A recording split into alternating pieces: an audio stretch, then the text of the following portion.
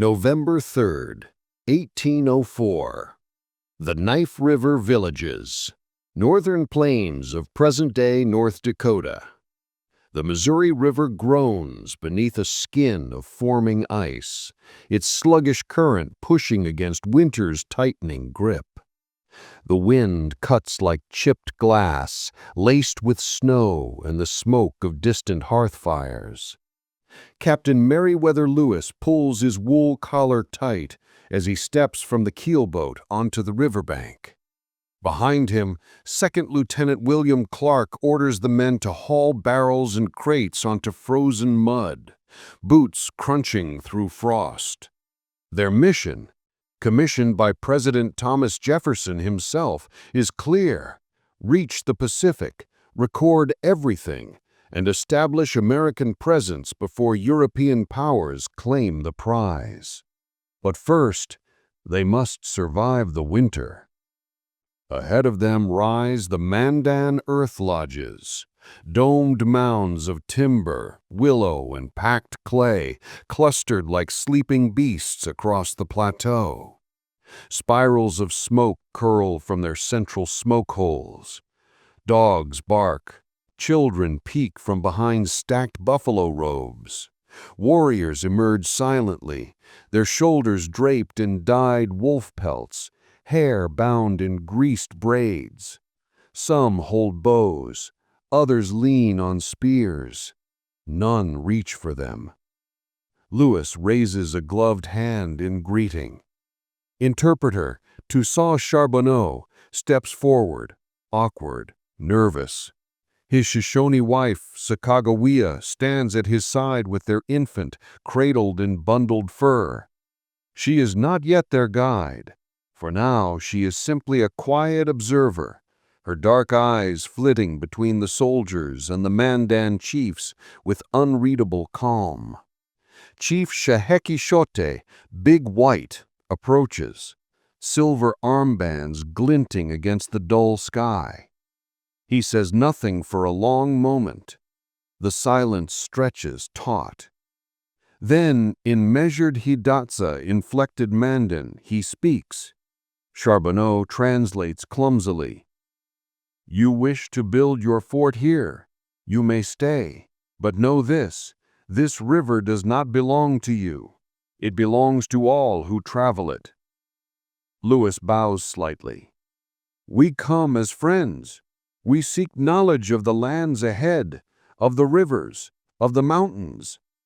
At the word mountains, murmurs ripple through the gathered Mandan. One elder steps forward, his hair as white as river foam, braided past his waist. Tattoos coil across his chest like winding rivers. He carries something folded beneath his arm, dark and heavy. A buffalo hide. He lays it across the ground with ceremonial grace. The entire corps of discovery falls silent. The hide is stained with ochre, charcoal, and powdered stone. Lines spider across it like lightning. Forks and branches represent rivers, some wide and thick, others as thin as thread. Small circles mark villages. Jagged triangles denote cliffs or mountains far west. Even without translation, it is unmistakable. A map. Clark kneels beside it, eyes widening. He traces a fork with his finger. Charbonneau translates as the elder taps symbols. This, Minnesota, the Mandan name for the Missouri. Another fork. This, Matotipilawakpa. Later they will know it as the Yellowstone. A branching line. This one climbs toward the shining cliffs. Beyond them is the big river that smells of salt. The Pacific, or so they claim. Lewis exchanges a glance with Clark. This hide shows river systems no European cartographer has yet charted. It stretches far beyond the edges of their official maps. The courses align, mostly. But further west, beyond where their knowledge turns to blank parchment, the Mandan lines continue confidently. could it be? Could these plains tribes possess a geographical understanding that rivals scientific survey? Lewis clears his throat. He is cautious, diplomatic. Ask him how he knows what lies beyond the mountains. Charbonneau does. The elder does not smile. He taps his chest. We trade, we travel, we listen. The rivers are threads. Follow enough of them, and you can sew the world together. Behind Lewis, Corporal Ordway mutters under his breath. Private Patrick Gass rubs frost from his beard, squinting at the hide as if it might shift beneath his gaze. Some soldiers exchange skeptical looks. Others stare in awe. Lewis forces himself to maintain composure, but beneath his calm exterior, disbelief and exhilaration tumble like river rapids. President Jefferson had spoken of the Mandan in polished letters, intelligent, honest, industrious. But he had doubted, assumed exaggeration, believed their claims of expansive knowledge to be tribal boasting. Standing here now, frost biting his face, watching an elder mapmaster draw the continent across tanned hide with a buffalo bone stylus dipped in ash. Lewis realizes Jefferson may have underestimated them. The Mandan were not boasting. They were cartographers of flesh and memory. He looks up. The elder meets his gaze. His eyes are sharp, unblinking, as if asking, "Do you still think we are guessing?" Lewis breathes in the sharp scent of wood smoke. Snowflakes settle on the hide map like new secrets waiting to be read. Everything Jefferson thought he knew is unraveling. Lewis doesn't speak for a long time. The wind gnaws at his ears. Somewhere upriver, ice cracks like musket fire. Clark rises from the buffalo hide map slowly, as though afraid that any sudden movement might erase what they've just witnessed. But Lewis, ever the scientist, reaches for his notebook. His gloved fingers tremble as he opens it, not from cold, from revelation. "Lieutenant," he says quietly to Clark, "we must copy every inch of this." Before ink meets paper, the white-haired elder presses a hand over the map, stopping them. Another Mandan steps forward, this one younger, broad-shouldered, his face daubed with red clay. He carries a fresh wooden stylus. He kneels at the edge of the hide, dips the tip into a pot of charcoal paste, and with methodical, deliberate strokes, adds new lines branching westward. Charbonneau translates as he speaks. "The rivers split many times," he says. "Some branches die in stone, others join the big water. You must know which one will carry you through." Clark leans closer. He's drawing the headwaters. Lewis's mind races. No American expedition has ever seen the sources of the Missouri. And yet these men, who have no compasses, no sextants, no parchment atlases, are charting them with casual certainty. He tries to reconcile it. How many miles? How many informants? How many generations must these routes have passed from traveler to trader, trader to trader? Before he can ask, the elder speaks again. "These rivers are not just water," Charbonneau translates. "They are stories. They tell us who went where, who traded with whom, and who returned and who did not. A river that does not flow with people is a dead river. These," he taps the sweeping lines stretching west, "live." Lewis notes every word, but not everyone is convinced. Private Joseph Whitehouse whispers, "They're guessing. Ain't no man can know what's past the mountains without crossing them." Sergeant Ordway shakes his head. "Maybe, but look at Clark's face. He believes." And Clark does. His jaw is tight, his eyes locked on the map, as if afraid to blink and lose it. Then from the shadows of the gathered crowd, Another figure approaches. A woman, elderly, her hair silver and bound with otter fur. She carries a bundle of willow rods wrapped in dyed sinew. Without ceremony, she thrusts them into Clark's hands. Charbonneau struggles to interpret. She says, "If you are to follow the rivers, you must learn to carry the land." Lewis frowns. Carry the land? Clark studies the bundle. Realization dawns. It's not a weapon. It's not ceremonial. It's a portable map. Willow rods bent and tied in curves and forks, each representing a river, each knot a crossing, each join a confluence. A memory encoded in wood.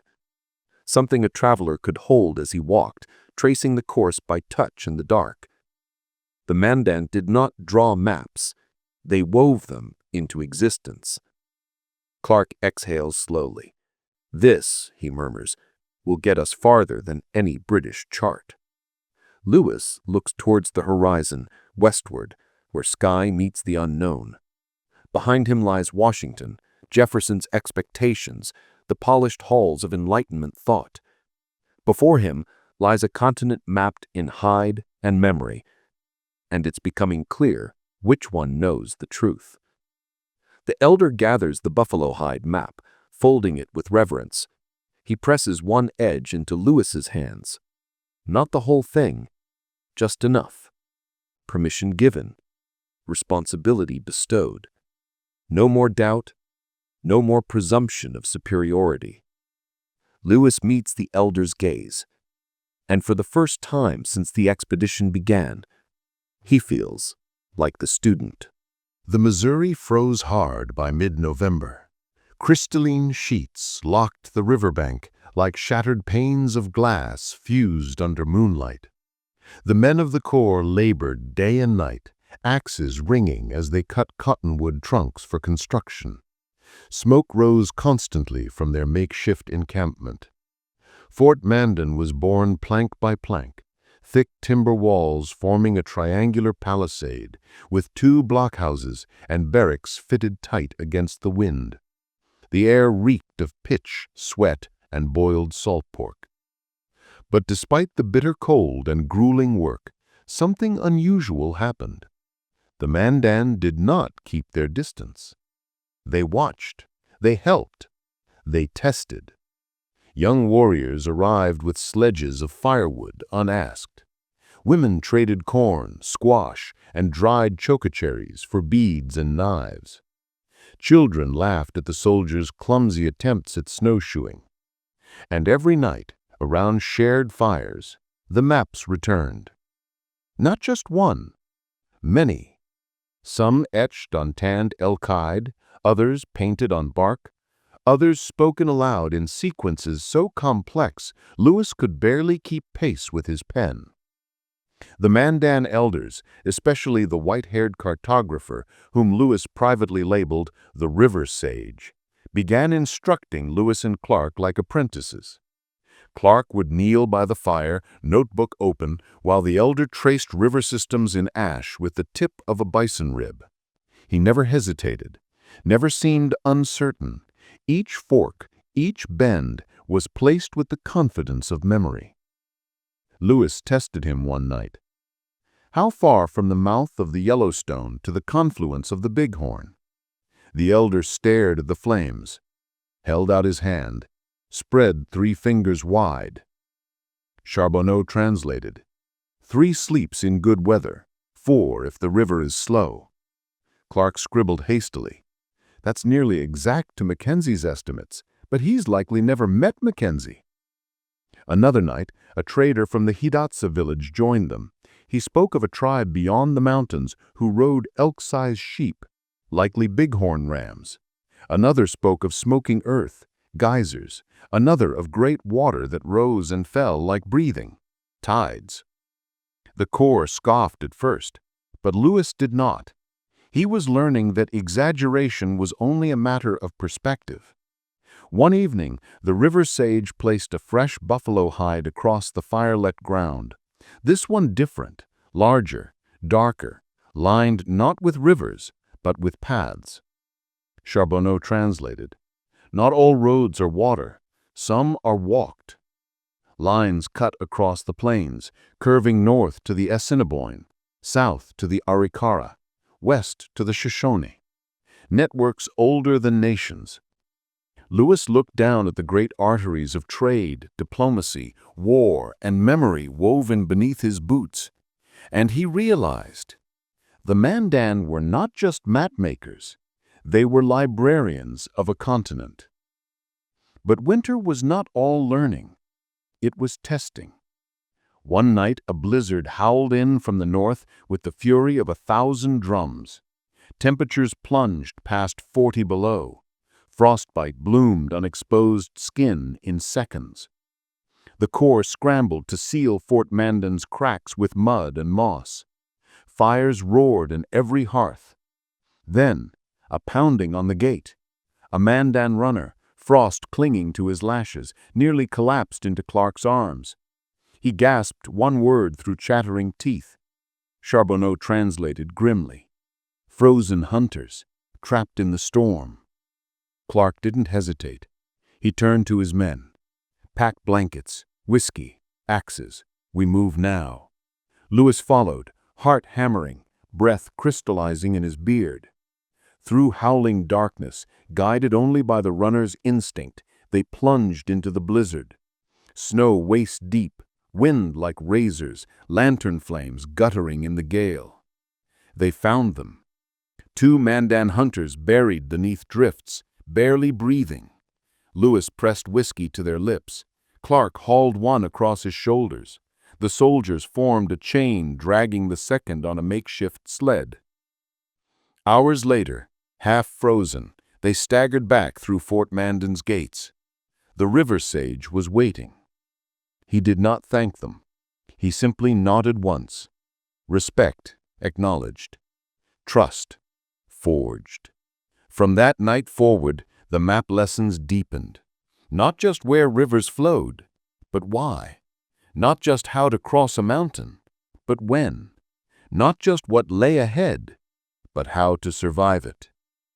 Lewis wrote to Jefferson weeks later, "These people hold within their minds a geography more precise than any chart we possess. It is not written on paper, it is lived." And Jefferson, hundreds of miles away in his warm library, would have to reckon with a truth he had not yet seen. That knowledge was not solely born in universities and drawing rooms. Sometimes it was carried in song, sinew, and snow. February 1805. Washington City. A fire crackles within the presidential study of the White House, still a raw, unfinished mansion smelling faintly of wet plaster and charred oak. President Thomas Jefferson sits at his broad mahogany desk, spectacles perched halfway down his nose, a sealed packet of letters spread before him. Wax broken, pages unfurled, ink smudged from frozen fingers sent from hundreds of miles beyond the Mississippi. The latest dispatch from Captain Meriwether Lewis. Jefferson begins reading aloud, voice steady but tinged with curiosity, as Secretary of War Henry Dearborn listens. "Sir," Lewis writes, "the Mandan possess geographical knowledge of this continent far surpassing our former estimation. Their maps of the Missouri's forks, the Yellowstone, and even the waters beyond the Rocky Mountains align with reasonable accuracy to what little we know. Should their projections prove correct, a navigable route to the Pacific is not merely possible, it is already known to them in concept." Jefferson pauses, brow furrowing over the words. "Align with reasonable accuracy?" He continues. "Descriptions of buffalo hide cartography, willow stick portable maps, oral recitations of river systems held in communal memory rather than parchment." Jefferson shifts uncomfortably. He had always admired indigenous intelligence in the abstract, but as potential, not proof. Dearborn watches him closely. Is it possible they exaggerate? Jefferson does not answer immediately. Instead, he reaches into the packet again and withdraws a folded sheet. Not paper. Hide. Stiffened and thin, a strip carefully cut and rolled for transport. Across it, faint lines etched in charcoal and ochre. Converging forks, circular symbols. He lays it flat across his desk. Silence settles between them. Dearborn leans forward, tracing the largest river line with one finger. This must be the Missouri. Jefferson nods slowly. Another branch, sweeping northward. Another, diverging west, ending in a symbol Jefferson does not recognize. A jagged crescent shape. He consults the letter again. They say this mark signifies salt water. Dearborn looks up sharply. The Pacific. Jefferson says nothing. Instead, he reaches for Clark's sketch, sent as verification, comparing his own rendered river courses against those copied from the Mandan maps. They match, nearly perfectly. The idea unsettles the president. For years he had advocated the Corps of Discovery as a mission of enlightenment, a triumph of science, measurement, and reason. Yet here was evidence that tribes with no compasses, no sextants, no parchment charts, possessed, perhaps surpassed, that very knowledge. He leans back, fingers steepling beneath his chin. His mind works like clockwork gears. If the Mandan held this knowledge, who else? The Hidatsa? The Shoshone? The Nez Perce? Tribes far beyond that? How much of the continent was already mapped, simply in a language Americans had refused to see? Dearborn clears his throat. Shall I send this to Congress? Jefferson folds the hide carefully, reverently. Not yet, he says. He lifts Lewis's letter again, eyes narrowing at the final paragraph. If we are to navigate this continent, we must accept that we are not its first surveyors. We are merely the first to write it in ink. Jefferson stares into the fire. The flames crackle and spit, casting shifting shadows across the room. He had once believed that westward expansion would be a gift of civilization bestowed upon wilderness. Now, he is beginning to suspect that civilization already lives there, and it is older than any American dream.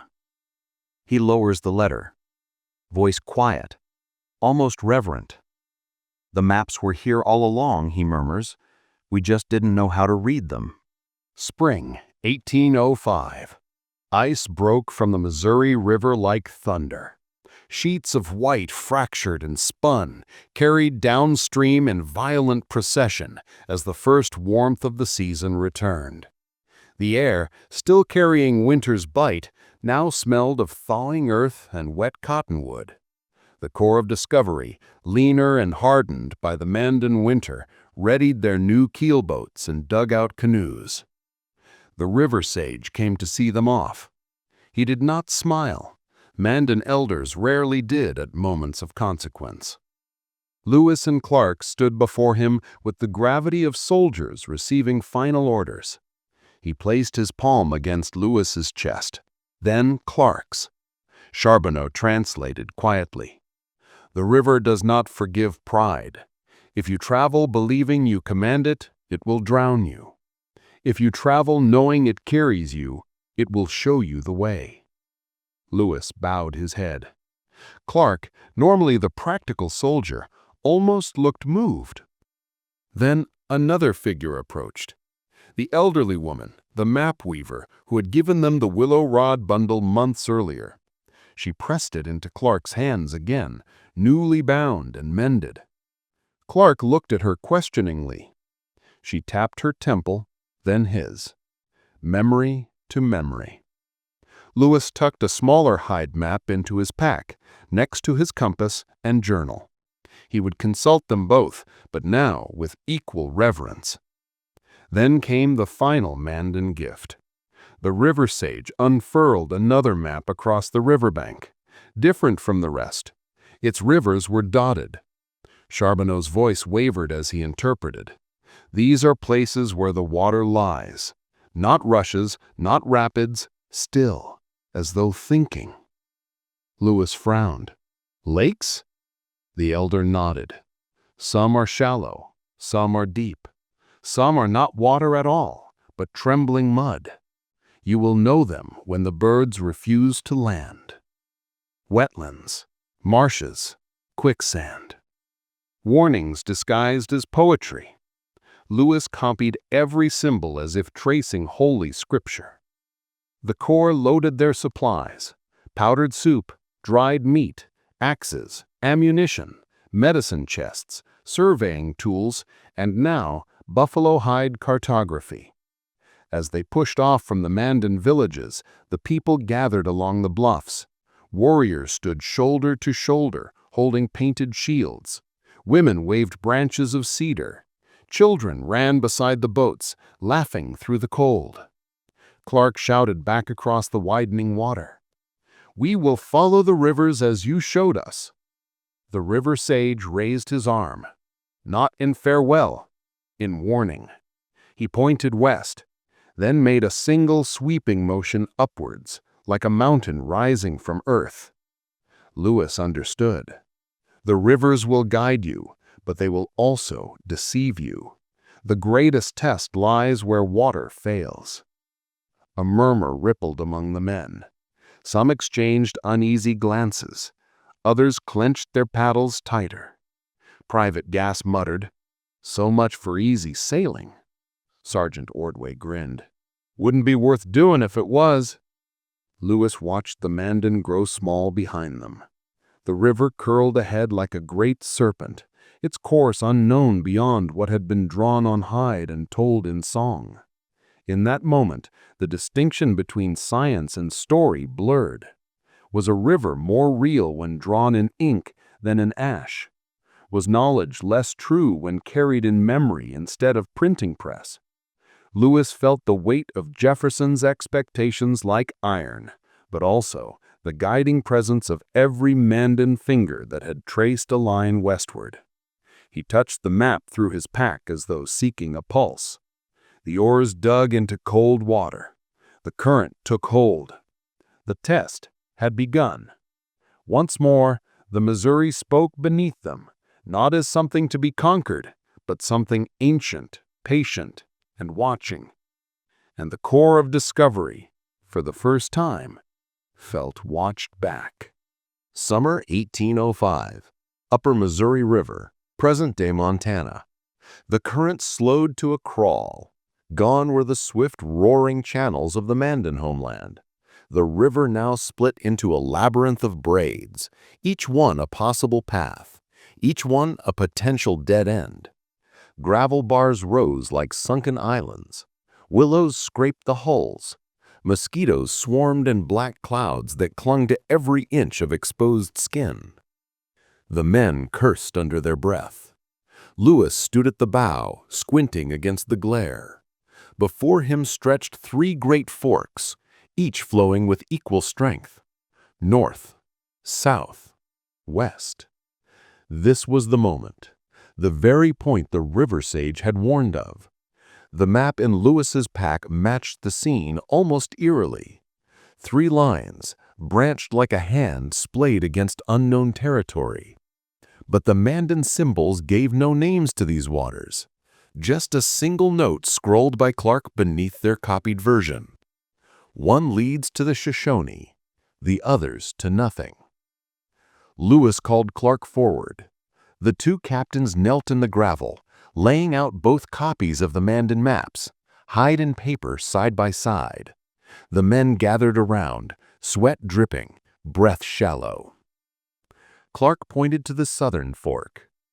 "This bends further toward the sunrise, might rejoin later." Lewis shook his head. "The elder said the river that lives has people. We heard no drums, saw no smoke." Then he pointed to the western fork. Wide, murky, slow. Private York, Clark's enslaved servant, whose strength had awed Mandan children all winter, stepped forward. "Master," he said quietly, "no birds drinkin' from that one. They circle but don't land." Silence rippled through the group. The river sage's voice echoed in Lewis's memory. "You will know the water that lies by what refuses it." Lewis rose. His decision cut through the heat. We take the North Fork. There was no argument, not because they were certain, but because at last they trusted more than their own logic. They trusted the map not made of ink. They poled upriver for days, rapids increasing until sweat turned to raw muscle and blister. Then they heard it, a distant thunder that wasn't storm or sky. Lewis scrambled up a sandstone bluff and stared, breath caught in his chest. The Great Falls of the Missouri. Cascades crashing over terraced rock, mist rising like smoke from a celestial forge. Just as the Mandan had said, the river that roars like buffalo hooves. His voice trembled as he called down to the men. The Mandan were right. Clark joined him moments later, his grin stretched wide beneath his sunburned beard. They knew it all along. Lewis took out his journal. His inked sketches of the Mandan maps fluttered in the wind beside the living river. For a moment he hesitated, pen hovering over page. Then he wrote, not for Jefferson, not for Congress, but for history. Today I saw where ink meets memory, and memory held stronger. He folded the page gently, pressed it beside the buffalo hide strip in his pack. The Corps would go on, to the Rockies, to the Shoshone, to the Pacific. But from this point forward, their victories would not be claimed alone.